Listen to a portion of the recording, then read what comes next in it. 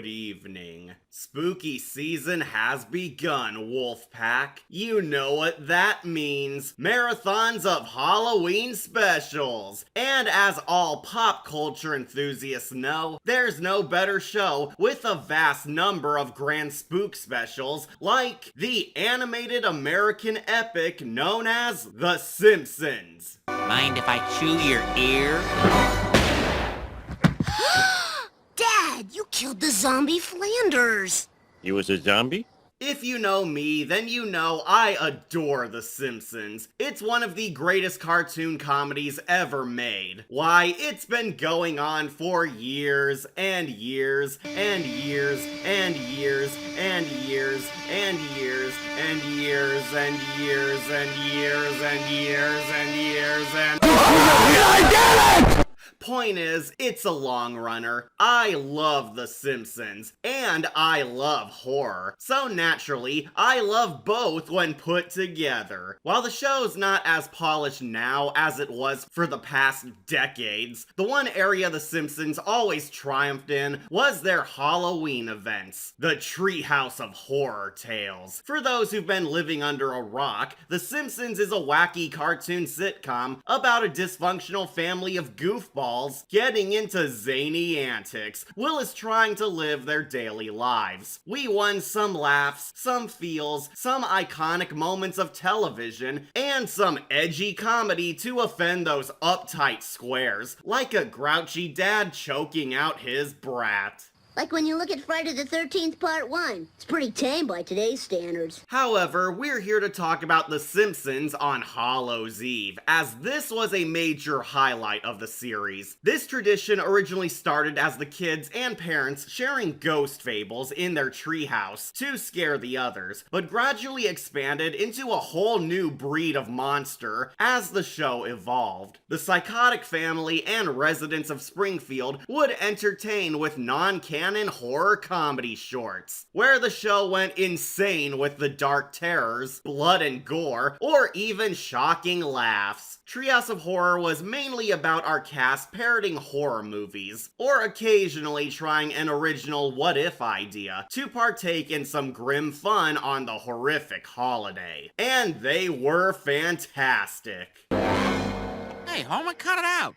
Come on, quit eating me. The Simpsons horror shorts are hilariously ingenious, so good that they have dozens of Laugh Riot adventures on their resume, which actually makes it very hard to choose just one favorite. Everyone has their own personal beloved Simpsons horror segments, that it's honestly hard to narrow it down to which are perfect. Well, this kitty wants to throw his Homer into the ring, as I've got my list solidified, and am ready to scare. Priceless, sir. The Simpsons have been on for eternity, so who's truly the best of the best? Which tales scare? Which make us chuckle? And how many times is Homer gonna die? Let's find out. These are my top 10 favorite Treehouse of Horror tales.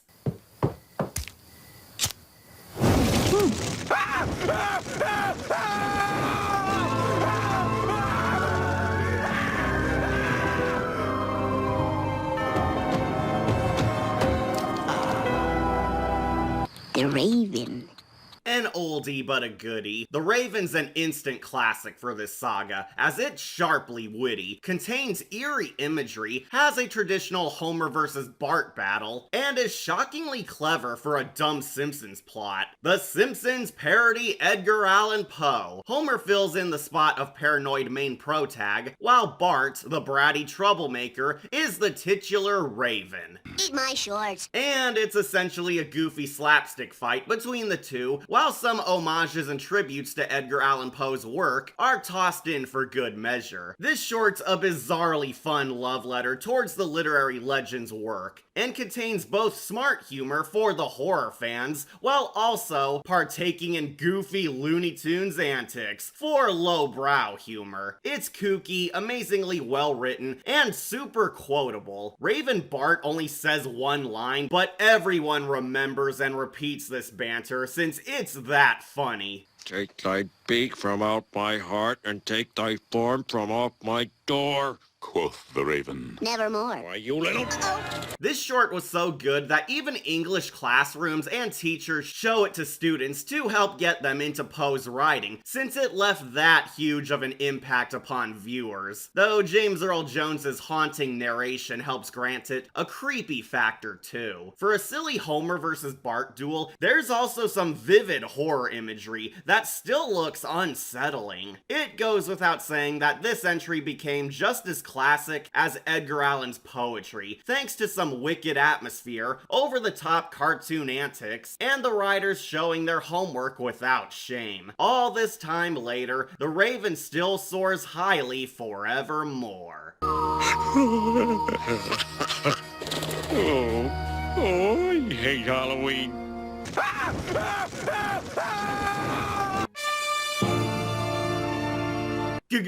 Ghost Dad is an underrated delight. The Simpsons parody and rip the heck out of that awful sin against nature Bill Cosby movie. And unsurprisingly, succeed at being the superior supernatural comedy. So despite being a lampooning of Ghost Dad, this episode actually does start off as a low-key Final Destination parody. In this plot, Homer is doomed to die and suffers many blatant omens, hinting his time has come, but he's too stupid to die. Stupid horoscope.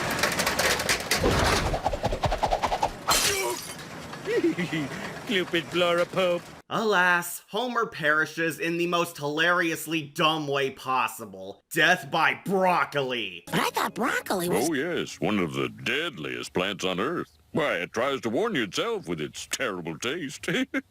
See, kids, you were right. Broccoli is bad for you. That veggie's child abuse. It killed Homer. Twice. However, once passing away, it turns out he's not allowed into heaven. Because, you know, he's Homer Simpson. So the angels allow him 24 hours to prove himself as a worthy soul by doing one last good deed on Earth, leading to Homer desperately trying to show he's noble. And this leads to easily the funniest conflict. Homer Simpson is the worst guardian angel ever. What's happening to me? People can see up my bustle! Hey, stop squirming! Uh-oh. I'm pretty sure she was gonna be the next Hitler. Wer sie geschmäht hat, hat uns geschmäht! Wer sie vergewaltigt hat, hat uns vergewaltigt! Yep, Homer Simpson epic fails at being a guardian angel and helping people, where the jokes pretty much write themselves. Every time Homer attempts to do good, his selfishness, bad luck, or blatant stupidity ruin the easiest of tasks. It's a simple yet oh so hilarious fumble. Honestly, this is a perfect mean-spirited comedy. Homer's already a buffoonish jerk, so it feels like a full-on comeuppance story. Lots of bloody slapstick, insane adventuring, ribbing on ghost tropes, morbid humor, and even Homer one-liners littered all throughout. Though what makes it stand out for me is the lesson. This is definitely a fun cautionary tale, warning you how good deeds pay off, since all of Homer's wicked misdeeds land him in trouble and not looked upon fondly. Since when Homer finally does his one good deed, heaven misses it entirely, since even St. Peter gave up on him, thanks to Simpson's bad track record. Hey, I thought you guys could see everything. No, you're thinking of Santa Claus. Well, I'll be damned. I'm afraid so, yes. Really gives you that feeling that you should do a lot more good in life while you still can, since you don't want the bad deeds outweighing your good soul. Of course, all the demented humor also gives us a hell of a ride. Dark comedy perfection, a solid moral, Homer misfortune, and a spit in the face towards Ghost Dad. This short's definitely hilarious. Halloween heaven. Woohoo! Got to heaven before you, Flanders!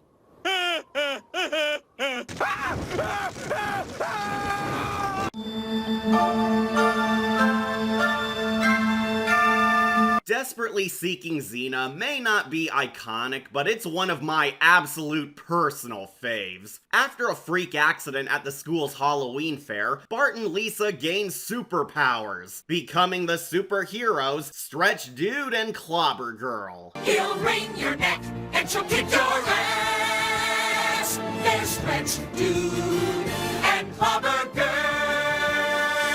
This isn't quite a horror-themed episode, but rather a superhero story. Bart and Lisa parody the Fantastic Four and the Adam West Batman show, a campy, ridiculous superhero romp where they must foil the sinister Collector, a deranged villainous fanboy who abducts Lucy Lawless and many other famed icons to own them in his collection of the stars. I'm not Xena! I'm an actress, you lunatic! Oh, please, I'm not insane. I simply wish to take you back to my lair and make you my bride. Oh, dear God! It's all kinds of fun for all. Jokes riffing and for fandoms, Simpsons characters on a superhero sketch comedy, wacky misuse of the superpowers, the kid heroes being goofy, and a love letter for Xena fans. As much as I dig the comic book disses, Lucy Lawless easily steals the show. She was the hottest starlet, and her sense of humor made her joyous to watch. She got generations of audiences into high fantasy for a reason. And yes, Warrior Princess Army, she's just as hot in cartoon form. Must remove my breastplate! Maybe later. Ooh, baby. I know some crowds dislike the show's overuse of celebrity guest stars, but Lucy Lawless is so funny and killer here that I can't help but love it. Plus, the parody of superhero tropes and pop culture gags really made this a barrel of laughs too. Aside from Xena, there's some solid jokes and references. I have here the only working phaser ever built. It was fired only once to keep William Shatner from making another album. This is clearly a loving jab at Adam West's Batman, but a fantastic one. Bart and Lisa are great, Xena's even better, Comic Book Guy is a perfect Syndrome-esque baddie, solid gags, and quite surprisingly decent action for a sitcom. I turn it on every year because I can't get enough of this marvelous journey. It's everything fanboys love and enjoy, which is what made shows like The Simpsons super. Remember, you're vulnerable to kryptonite! Jeez, Marge, tell the neighborhood.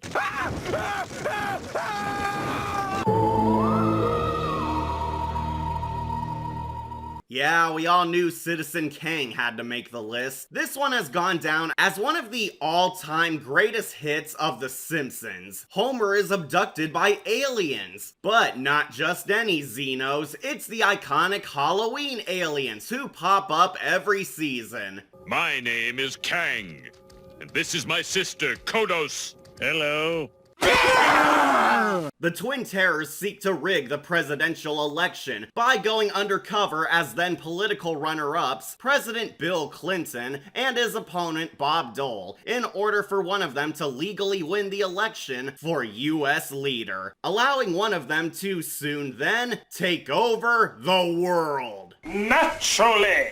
And with Homer as the sole witness, only he can save the day. In spite of using some outdated big names, this episode has actually held up really well in terms of comedy and social commentary on our society. Ordinarily, political humor is a double-edged sword for many creators, yet the show succeeds by poking fun at everyone, and I mean everyone. The Democrats, the Republicans, politicians, the average American voters, the works. This segment's a parody of the miniseries V, a political horror thriller where aliens infiltrate the government and pose as key authority figures in order to conquer the Earth, acting as a social commentary about the dangers within our own government, and how the worst villains are the ones who lie their way up to the top, whilst claiming to care about the greater good. The greater good. But while that show is played for drama, The Simpsons clearly aims for comedy, by making fun of how stupid election drama can get, and how both candidates and the voters are so dense. It makes no difference which one of us you vote for.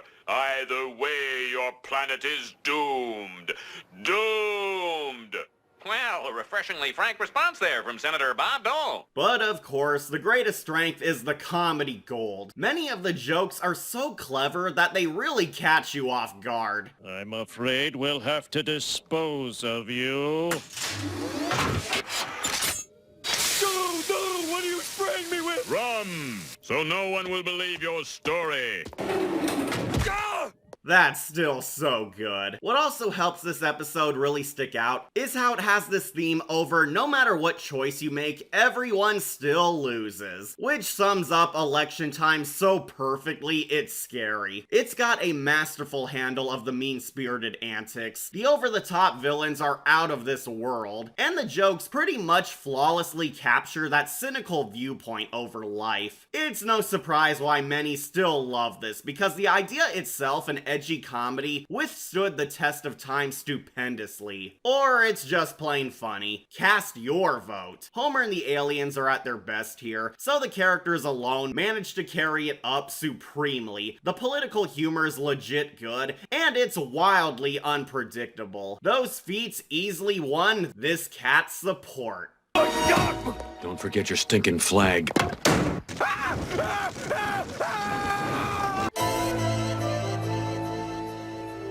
I really wish the Omega Man got more praise because we're in for the bomb. After suffering from one offensive racist joke too many, the French declare World War III and bomb the globe, killing all life everywhere. Except for one, Homer Simpson. The Simpson father was off buying a bomb shelter to save his family from nuclear fallout, but because Homer conveniently scoped one out inside right when the nuke killed us all, he survived.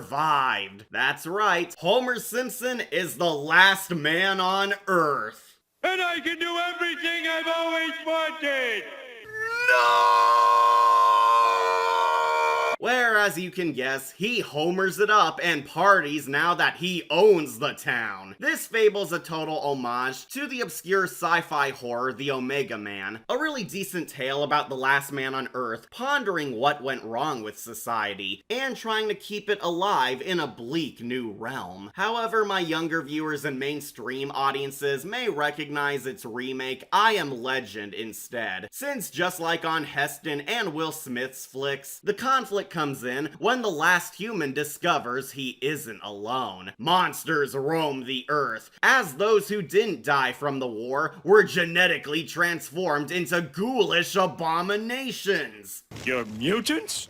We don't like the word mutants, Homer. We prefer freaks or monsters. Leading to a wacky post-apocalyptic nightmare as Homer combats the Dark Ones. Me and Papa Cat absolutely cherish this gem as one of our favorites together, since we love Homer and laugh so hard all throughout this segment. I mean, Homer Simpson is the last man on Earth, and dodging his former friends and associates as lurkers, all while still acting like they're the same characters. The jokes just write themselves. You want me? Come and get me! Get up!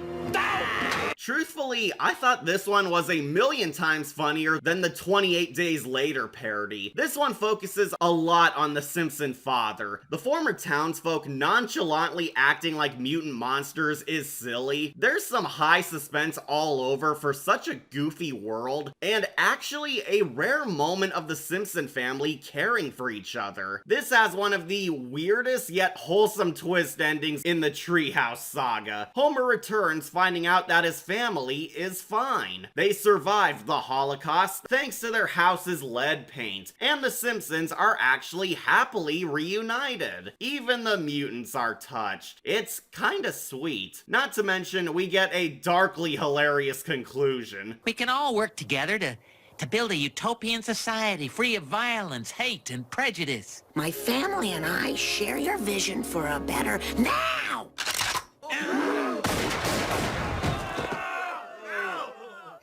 Friends with mutants, right. The Simpsons are not X-Men fans. Friends with mutants, right. Overall, I think this is one of their grandest segments. There's no way you cannot laugh at least one joke in this bizarre frightmare. Omega Man is a legend.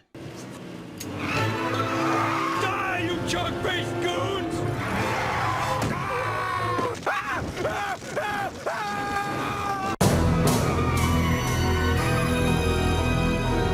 I know what you diddly did. You made a killer episode. The Simpsons parody I Know What You Did Last Summer, and it's as sharp as a fisherman's hook. I hardly ever see the series parody slasher flicks anymore, when they have so many they could easily spoof. Oh sure, they've done Freddy, Chucky, and even The Shining. Shh, you wanna get sued?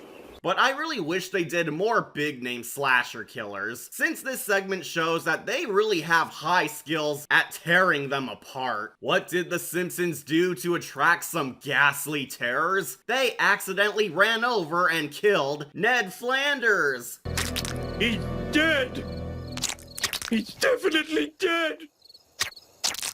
And just like on Jennifer Love Hewitt's pick, they desperately attempt to hide the body and get away with murder, leading to endless amounts of that twisted Simpsons humor. Once again, I cannot stress how funny this grim comedy is, because it ramps up the disturbing darkness of the characters to wicked degrees. It's got lots of gallows humor, searing burns towards the movie, really glorious animation, a love for all the cliches of horror, and naturally the Simpsons being the Simpsons. Even the way Homer tries to save his family's name is so screwed up, yet so funny due to his Homerness. Hey, Maude, I'm home! Uh-oh, I think I'm having a heart attack!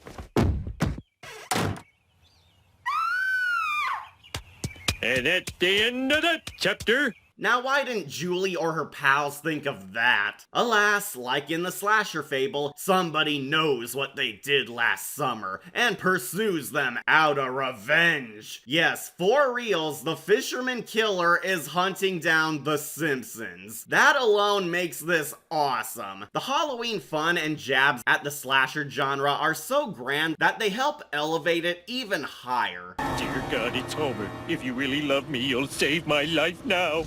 No!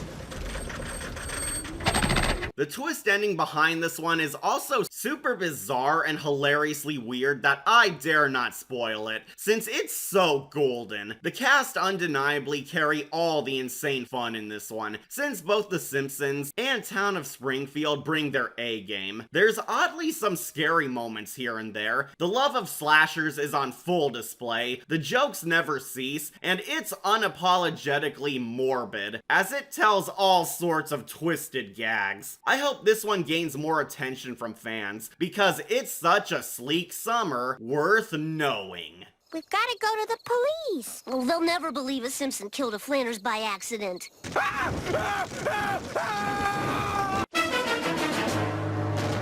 Now we're playing with power. Homer Cubed is not merely any funny episode, but it's one of the most revolutionary events in cartoon history. This is the one where Homer Simpson becomes a CGI toon.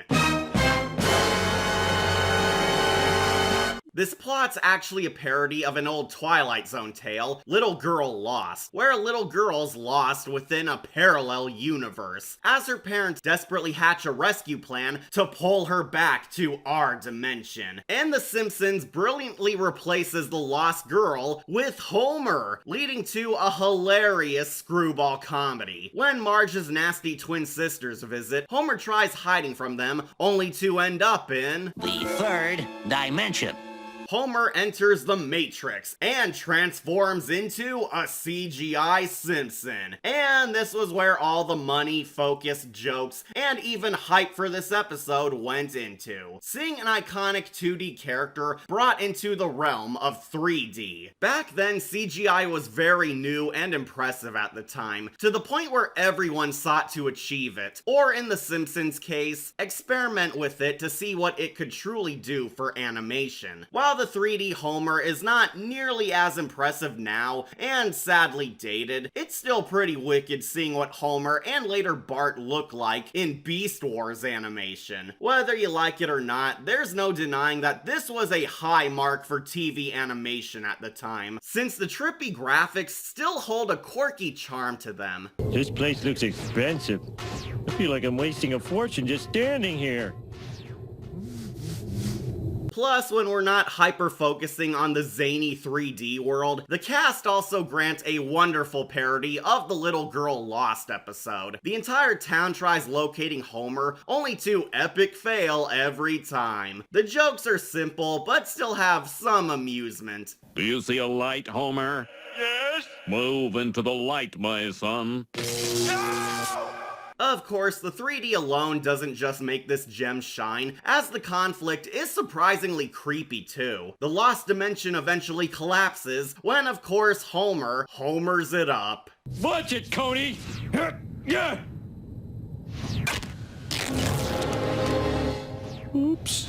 Moron! Leading to an amazingly epic scale climax as Bart steps up to save his paw from the end of the universe. CGI Homer and Bart actually aren't too shabby. In fact, some of the CGI looks so good it feels like The Simpsons Hit and Run. But what earns it a spot this high is the gutbuster twist ending. Unlike the Twilight Zone, Homer doesn't escape the collapsing dimension and is teleported to a worse world. The real world, gifting us a cute attempt at having Homer Simpson walking among us. Yeah, kinda dated, but still stupid fun. This is the worst place yet. This is easily one of the wildest fables ever. The trippy animation, the experimental ideas, the love of the Twilight Zone, snappy one-liners, the peculiar sense of humor, and especially Homer being himself are all outstanding. Fans remember this event fondly, and it's not difficult to see why. Homer cubed is certainly an exquisite equation. We hit a little snag when the universe sort of collapsed on itself.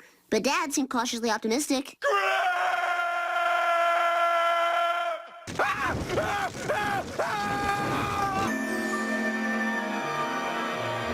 The Simpsons meet Chucky the Killer Doll. But not really, it's eviler Krusty the Clown. Now we're into the top all-stars of this saga, since this entry is always on top 10 lists due to how laugh-out-loud funny it is. Homer forgets to buy his boy a B-Day present because he's stupid, so he goes to the Gremlins Shop of Horrors to gain a last-minute gift, only to come across a cursed Krusty doll, which of course he gets because he's stupid. At first, Bart's thrilled, but things enter the dark side once the Krusty doll reveals he's more lifelike than he seems. This tale's a rather blatant parody of Child's Play, thanks to the Psycho Magic Doll, but has a ton of the Twilight Zone's talky Tina mixed in for bonus points, forging one dark yet incredible killer doll story. Krusty attempts to kill Homer Simpson, all the while no one believes him. And yes, it's as ludicrously funny as you'd expect. Krusty the Clown has always been one of the best side characters in the show, so seeing him as Chucky is perfect casting. And Homer being victimized is often funny since the doll isn't actually a threat. He doesn't have the ability to actually murder Homer, just roughs him up a lot, leading to a vast amount of crazy slapstick. I was a fool to think anyone would want nude photos of Whoopi Goldberg. What the? This segment's truly earned its high praise because after all these years, it's still ultra enjoyable and humorous. There's so many jokes a mile a minute. The Krusty doll's mood ranges from dark silliness to unsettlingly ominous. All the characters get to be funny, such as Grandpa's mad ramblings or Marge downplaying the terror, and it's so quotable. The doll's trying to kill me and the toaster's been laughing at me. The twist ending is so intentionally anticlimactic that it feels like a sharp stab at how crazy the Chucky twists got. Who doesn't love that the killer doll has a good/evil switch? It's super effective. It's a standard dumb spoof sketch, but the jokes land every single time watching it, and the show really nails its killer doll take. Any horror fan can get a jolly good guy kick out of this because it's a sweet toy in mint condition.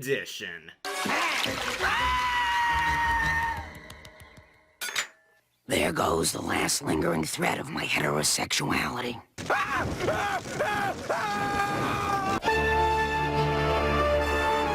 The Simpsons meet Freddy Krueger. The children of Springfield suffer lethal nightmares at the hands of their own neighborhood boogeyman, uncovering a dark secret in their town as the Dream Killer craves vengeance. Bart and Lisa encounter their own Freddy, but Krueger's actually groundskeeper Willie. What a rare acquaintance. Yes, in another brilliant decision, a scary movie icon is portrayed by one of the most befitting Simpsons characters. Willie as Freddy is amazingly fun, as he sports the look, the whimsical dream powers, the angry bloodlust, and all the slick one-liners to be the perfect boogeyman. The Elm Street Saga is such an incredible horror franchise, thanks to the Robert Englund role and the creativity of the larger-than-life dream magic, which The Simpsons takes full advantage of, because the art gets an upgrade as big as Homer Cubed did. Fortunately, the plot's made even better thanks to the staff being huge fans of the Elm Street series, since they do a terrific job writing a love letter for all the Freddy lore. If you don't know this saga, well, the Dream Psycho Killer is haunting the nightmares of children, and killing them as they sleep to gain revenge against their parents for wronging him, where if they die in their dreams, then they die in real life. The next time you fall asleep, we could die. Welcome to my world. There's oodles of morbid comedy all around, making this stick out as a fan fave because of how funny and unique it is. For example, Freddy Krueger is one of the rare unsympathetic monsters of the horror genre, as he was a deviant serial killer in life who got his just desserts, and returns as a fiendish ghost to punish those who killed him out of sadistic cruelty. But on here, Willie was the same jerk-ass Wooby we knew and loved before becoming the villain. Willie was simply minding his own business, but got killed by total accident, due to the stupidity of all the moron parents and school system's crappy environment, gifting him an ironically legit reason to be pissed off. Help! Please help me! Please help me! Please help me! Nevermore. Shockingly, there's also some gruesome art all around, which hype up both the comedy and even the scariness. Though the loving tributes to everything Freddy are the major selling point, since they range from gnarly praises, reminding you of the saga's greatness, to unapologetically mocking the heck out of the low moments too, such as Freddy's villain decay into a goofy clown. Anyone who's seen Elm Street movies will absolutely laugh at this art. It's held up supremely thanks to the glorious animation, disturbing gags, dazzling imagination, loving homages to Elm Street, quotable lines, and naturally groundskeeper Willie as Krueger. This is one sweet dream.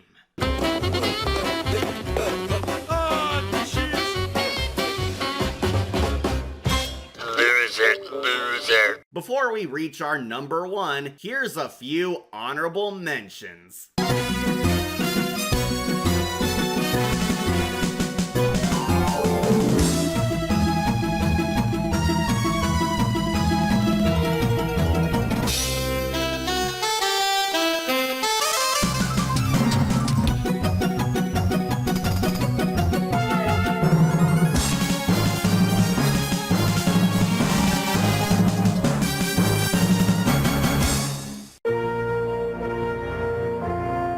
And unsurprisingly, my number one is the critically acclaimed masterpiece, The Shining. I know, it's a tad predictable, but what can I say? I love the classics. The Simpsons visit the Overlook Hotel. Homer and his family take the place of Jack Nicholson and his clan as they're hired to watch over Mr. Burns' luxury winter home all season, where, as you can assume, spooky happenings soon unravel.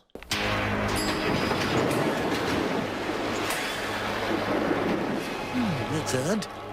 Usually the blood gets off at the second floor. This entry is simply perfect. From the comedy, to the art style, to the writing, to the parodies of Stanley Kubrick's visuals. Even if you don't rank it high, there's no arguing that this isn't a Dynamite Simpsons special. Homer Simpson transforming into Jack Torrance and going psycho on his family is so funny that the jokes all smash. The weird hauntings at Burns' home are trippy. The imagery in this showcase does a fairly decent job replicating the movie it's ribbing. It's so quotable that you'll memorize at least one bit. And Bart Simpson standing in for Danny is deliciously ironic casting. Bart gains the power to read minds, known as the Shinning. You mean shining. Shh! You wanna get sued? And he uses them to keep his family safe. While, as you can presume, Homer goes nuts without TV or any beer, devolving into the psycho dad, trying to, and awkwardly failing at, murdering his family.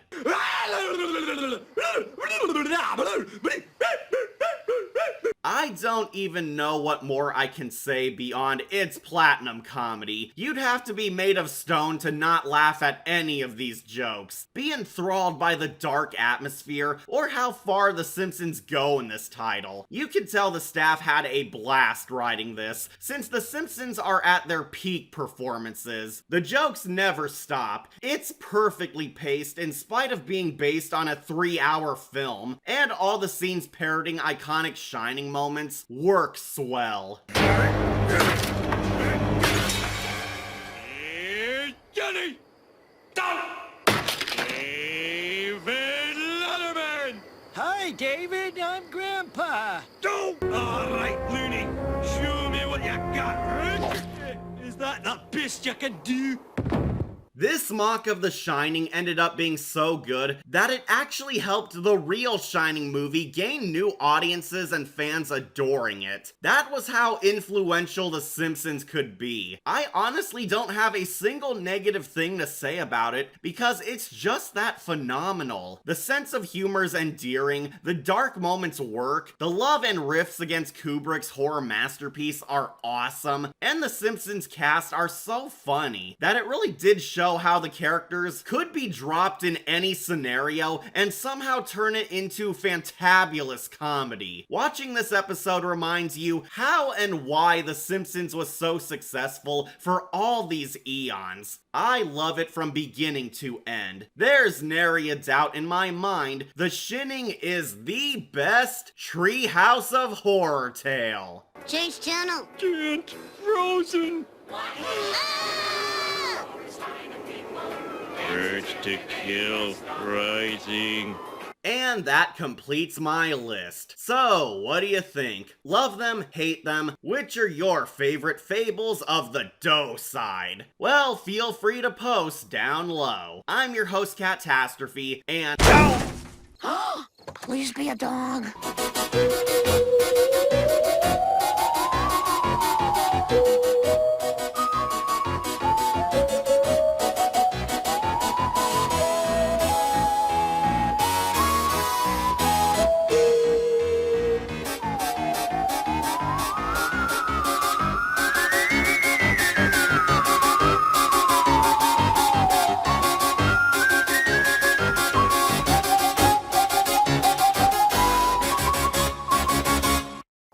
With mutants, right?